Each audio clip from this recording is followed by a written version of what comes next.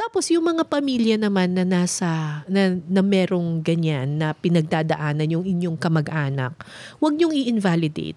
Pag humingi na ng tulong sa'yo, 'di ba? Huwag mong sabihing nag-iinarte lang 'yan. Kasi hindi nag-iinarte. Merong pinagdadaanan, 'di ba? Tapos maging sensitive tayo sa ating mga kamag-anak. May nagsabi sa akin na kapag hindi na raw siya concerned sa kanyang hygiene, medyo may problema na 'yon. Kasi ibig sabihin hindi ka na naliligo, hindi ka na parang pag-depressed ka, pag-depressed ka. Okay. So maging sensitive doon sa actions ng kamag-anak mo. Meron ba siyang ginagawa na parang unusual na hindi niya ginagawa? Na dapat ginagawa niya. Hindi na ba naliligo? 'Di ba? Hindi na ba nagbibihis ng maayos? Lagi bang irritable? Lagi bang natutulog? Just be sensitive. Kasi baka may pinagdadaanan sila tas hindi lang natin nare-realize na it's their cry for help. Tapos hindi tayo nagre-respond. Mga unsung cries. Oo, minsan ganun yun eh. Tsaka hindi niya rin kasi alam eh. Oo. So hindi niya naaayos. Yun. Minsan sobra tayong busy.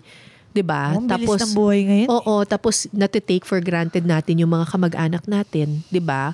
Pero kailangan yun, importante yung kausapin. Communication. 'Di ba? Sabi ko nga palagi, akala ng maraming tao, ang hirap tumulong sa kapwa natin. Yes. Hindi. Minsan, as simple, uy, kumusta ka? Yun lang. Yun na po. Is a big thing. Yes. Diba? May office mate ka, tapos nakita mo lang na para siyang malungkot. Yeah. Parang nga, uy, okay lang yun. Yung gano'n lang, tap on the back, parang, kumusta ka? Actually, okay yun. Diba? Okay yun. Diba? Or minsan hawakan mo lang yung kamay, di mo kailangan bigyan ng pera eh. Diba? Pero parang, uy, kumusta ka naman? Okay ka lang. Pero pag hawak mo ng kamay, Basa. binuka ni Buboy. Ba't ng pera?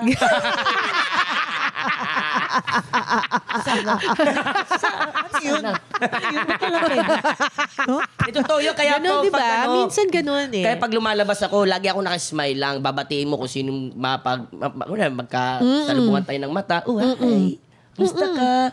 Ang ganda mo. Hello. Minsan kasi yan lang yung kailangan ng tao for that day. Malaking bagay. Malay mo, yun yung makakapag-save sa kanya. Sa araw na yun. Yes po. Diba? Malay mo, at that moment, iniisip niya wala siyang kwentang tao. Tapos biglang sinabi mo, uy, thank you nga pala kahapon na. Bigla siyang mafe-feel niya na, uy, may saysay pala ako. May ambag pala ako sa mundo. Diba? Tama. You never know. You never know. Maliit na bagay para sa malaking bagay. Correct. Totoo. Correct. Alam mo, ang mura lang maging mabait. True. Diba? Mas madaling maging mabait kaysa maging masama. Normalize being kind. Correct. Ang daming toxic kasi. Diba? Ewan ko, bakit ba sa social media yung mga toxic, yun yung mga nagtitrending? Dapat ipatrending natin yung mga kind. True. Diba? Yung mga masaya lang, gano'n. Or inspiring. Oo. Diba? Di ko alam bakit meron nag-aaway-away. Gusto yung nag-aaway. Gusto nang merong ganyang usapin eh. Yung parang, ano tawag dito?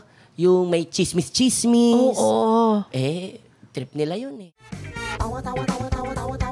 Anytime, anyone, anyhow. Halika manood at sumigaw. Anywhere in the world, everybody in the house. Click